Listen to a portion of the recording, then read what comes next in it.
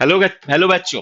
Welcome to commerce edge again. आज का topic है कंज्यूमर प्रोटेक्शन। होप तुम्हें अभी तक जितना हमने पढ़ा है वो समझ में आ गया होगा ना। This is last topic of the entire book, specially part two का तो लास्ट टॉपिक है। छोटा सा पोर्शन है, दो टॉपिक का चैप्टर है, टेक्निकली एक ही टॉपिक है।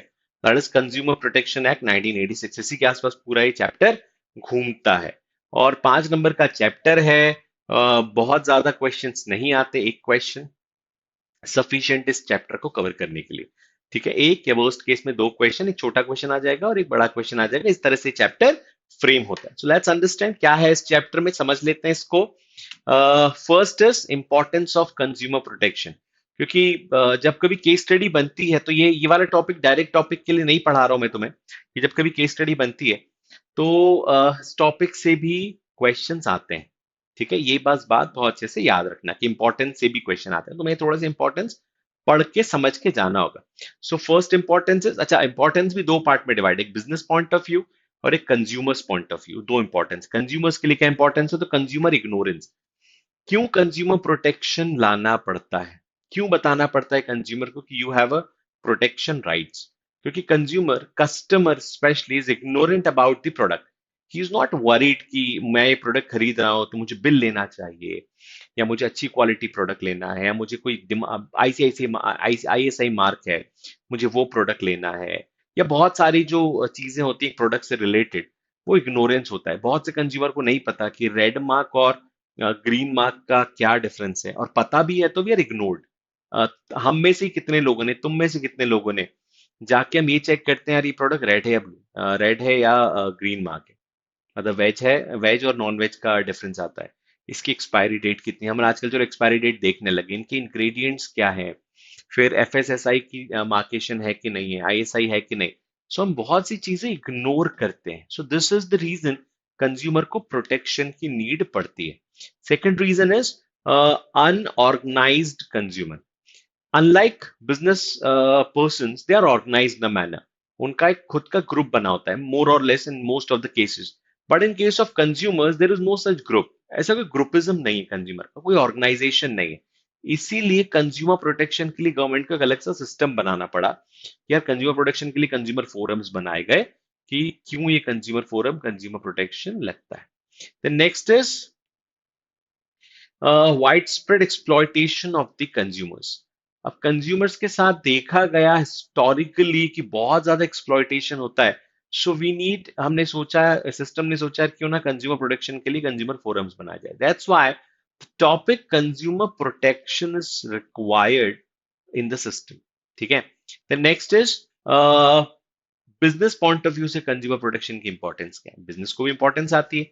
तो first importance is long term business interest. अगर किसी बिजनेस को शॉर्ट टर्म के लिए आना है, बेचो, घर चले जाओ, खत्म, हमें कोई मतलब नहीं कंज्यूमर को।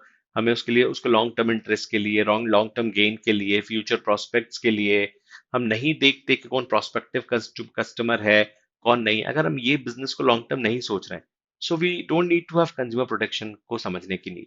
हमें जरूरत ही नहीं पड़ेगी, हमें तो बेचना है, खत्म, खाएगा कंज्यूमर। हमें तो सिर्फ सेल्स देखना है, हमें कंपनी को ग्रो नहीं करना है। ठीक है, मार्केटिंग नहीं करनी है हमें पूरी कंपनी की, इसलिए हमें कंज्यूमर प्रोटेक्शन की नीड नहीं होगी।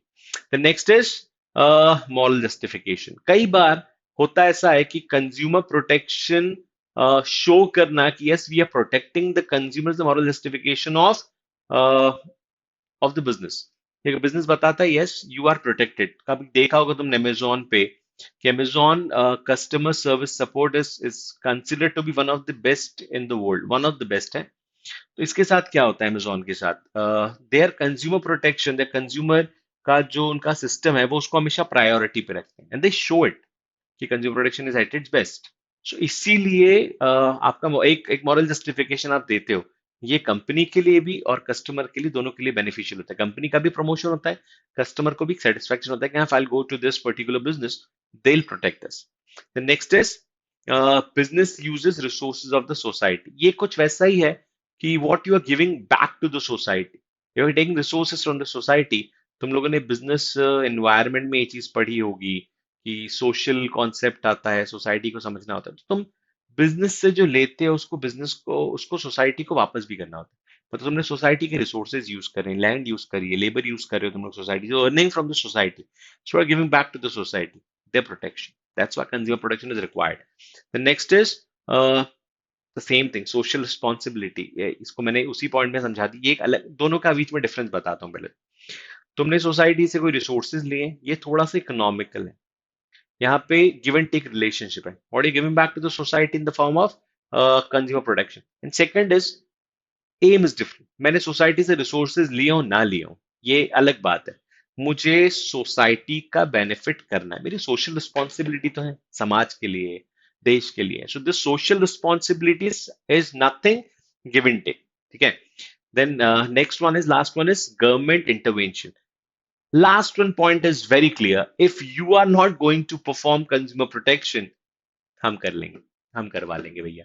मतलब अगर तुम लोग कंज्यूमर प्रोटेक्शन नहीं करते हो, इतनी सारी चीजें फॉलो नहीं करते हो, कोई भी बहाना लो, कोई भी एक्सक्यूज लो, चाहे वो लॉन्ग टर्म इंटरेस्ट लो या फिर मॉरल जस्टिफिकेशन लो, business use is the resource of the society लो, सोशल रिस्पॉन्सिबिलिटी लो, whatever you take, if you take the things, ठीक है, नहीं करोगे तो गवर्नमेंट इंटरवीन कर देगा। इसीलिए consumer protection is required. The next is consumer rights. According to Consumer Protection Act 1986, consumer के राइट्स कौन कौन से देख लेते हैं जल्दी से। Very first right is right to safety.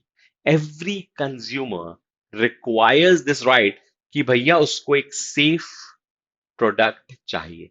वो सेफ्टी प्रोडक्ट की होती है, वो सेफ्टी इंस्ट्रक्शन की होती है। मींस बिजनेस को बताना होता है कि this product is safe, this product is, और ये क्यों सेफ है, इसको यूज कैसे करना है। गैस सिलेंडर के साथ ऐसा होता है, मैच बॉक्स के साथ ऐसा होता है, हर चीज का एक सेफ्टी इंस्ट्रक्शंस होने चाहिए अगर वो प्रोडक्ट को यूज करना है तो। सो सेफ्टी का राइट टू सेफ्टी इज पहला राइट फॉर कंज्यूमर्स। ये राइट बने हुए 1986 के हिसाब से।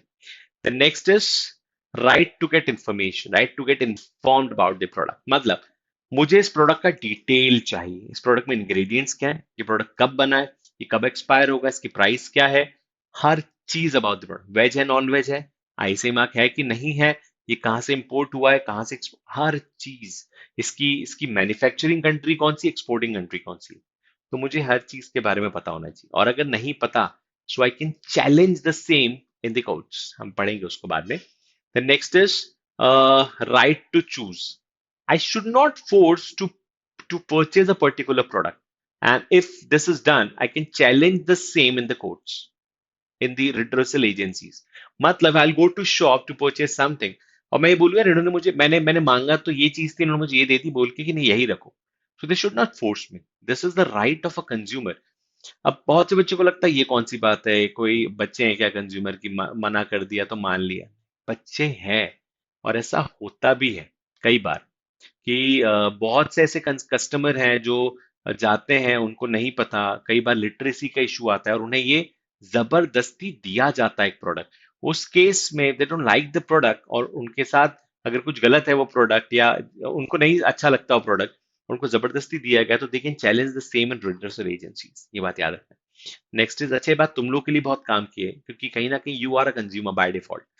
The next is right to be heard. In case of any grievances of the consumer and business, in case of any, it is the responsibility of court of business forum first, business को ही पहले, फिर बाद में redressal agency जाती है कि वो customer की बात सुने। ऐसा नहीं होगा उसने बोल दिया यार सामान कर ले, मुझे कोई मतलब नहीं, इसको नहीं। It is the right of the consumer that every business person जिससे मैंने डील करा है, दे शुड हर्ड मी। मतलब उनको मुझे सुनना पड़ेगा, ठीक है, they should hear. Next is right to seek redressal. In case they don't hear my voice, they don't accept me कि मैंने प्रोडक्ट लिया है वो, या फिर ये प्रोडक्ट खराब है, वो सुनना ही नहीं चाहते। सो मेरे पास एक फिफ्थ राइट है कि I should go to redressal agencies. There are forums, तुम्हें पता होगा, district forum, state forum and national forum, हम पढ़ेंगे उसके बारे में भी। सो ये चीज मेरे पास एक राइट है कि मैं फिर जाके रिड्रेसल एजेंसीज में केस करूं, मेरे पास रिड्रेसल हो, ठीक है। The last one is right to consumers education. मतलब हर कंज्यूमर को कंज्यूमर एजुकेशन देना, ये दोनों का काम है। अब यहाँ पे बात आती गवर्नमेंट की as well as business firms की, बिजनेस फोरम्स की, कि कंज्यूमर को एजुकेट करना भी जरूरी है। कि कंज्यूमर क्या खरीदे। अगर ये राइट्स उन्हें पता ही नहीं होंगे, ऊपर के सारे पांचों rights, how can they use the rights? So right to education is one of the right, right to consumers education is one of the right of the consumer, कि भाई मुझे पढ़ने तो दो, तभी तो मैं समझूंगा कि क्या है। ठीक है, तो ये है consumers right consumer protection act के साथ। अब आता है अलग अलग टाइप की एजेंसीज जो हम पढ़ेंगे अभी। Topic yes, consumer forums. ठीक है, सो कंज्यूमर फोरम्स इंडिया में तीन टाइप के हैं। जैसे अपन ने बात करी थी इसके पहले, तुम लोग को शायद पता भी होगा, district forum, state forum and national forum. District forum में 20 लाख तक के केसेस जा सकते हैं, ये बात तुम लोग को पता है। डिस्ट्रिक्ट फोरम में लेस देन 20 लाख, ठीक है, जहां 20 लाख टच हो जाएगा, 20 लाख से लेके 1 करोड़ तक can go to state forum, ये भी पता है। तुम लोगों ने इतनी चीजें पढ़ी होंगी, अगर नहीं पढ़ी है तो ये चीज नोट डाउन कर लो। और 1 करोड़ तक का जो केस है, 1 करोड़ से ऊपर वाले जितने भी केस हैं, they can go to national. देखो वहां पे एक लाइन लिखी है, उस लाइन को पढ़ो, द वैल्यू ऑफ गुड्स, पहली वाली तो ठीक है, अप टू 20 लाख का याद रखना, it is district forum. 20 lakh to up to 1 crore, up to word हमेशा याद रखना, क्योंकि 1 करोड़ का केस यहाँ चला जाता है, ये अप टू वाला वर्ड याद रखना, ये तुम लोगों ने स्टैटिस्टिक्स में समझा होगा। सो लास्ट लाइन, और appeal against the order of any district forum with in the state, मतलब अगर डिस्ट्रिक्ट फोरम से कोई सेटिस्फाई नहीं होता है तो उसकी appeal they can go to state forum. तो स्टेट फोरम में दो जगह केस जा सकते हैं, एक तो डिस्ट्रिक्ट फोरम का अपील केस, प्लस खुद का केस जो 20 करोड़ से 1 करोड़ तक का हो। फिर आता है नेशनल फोरम में, नीचे देखो, appeal against the order of any state commission, मतलब नेशनल कमीशन में भी 25 लाख का, 30 लाख का केस जा सकता है अगर वो केस गया है। अच्छा, नेशनल कमीशन के बाद 1 करोड़ के ऊपर के जो केस है, अगर नेशनल कमीशन को सेटिस्फाई नहीं होता है, तो 1 करोड़ के ऊपर के जो केस है वो सुप्रीम कोर्ट जाते हैं। मतलब क्या कोई हायर अथॉरिटी पे जा सकता है? तो yes, they can go to courts as well. तो सुप्रीम कोर्ट तक पे भी केस जा सकता है अगर 1 करोड़ से ऊपर का जुरिस्डिक्शन है तो। पर नेशनल कमीशन के बाद ये क्वेश्चन आ चुका है, 1 साल 2018 में दिस क्वेश्चन वाज देयर, क्या नेशनल कमीशन का केस सुप्रीम कोर्ट में जा सकता है, नहीं जा सकता? और एक क्वेश्चन था 1 करोड़ का केस जा सकता है कि नहीं जा सकता? तो यस, केस जा सकता है, ये बात याद रखना। So these are the three forums जो है, again consumer rights, three forums, इससे रिलेटेड क्वेश्चंस हैं। कभी कभी केस स्टडी में इंपॉर्टेंस पूछ लेते हैं, 1 मार्क से ज्यादा वो नहीं आएगा। सो पढ़ लो इन सब चीजों को, सिंपल सा चैप्टर है कंज्यूमर प्रोटेक्शन, 5 नंबर का ही चैप्टर है, तो ज्यादा वेटेज कैरी नहीं कर रहा है चैप्टर, टॉपिक के हिसाब से भी कम है और वेटेज भी कम है। ठीक है, so that's it from my side. I hope यहां तक सब कुछ क्लियर हो गया होगा, सारे पॉइंट्स, सारे चैप्टर्स। डाउट्स अगर होते हैं तो always an option to ask the doubts in Telegram channel. Thank you.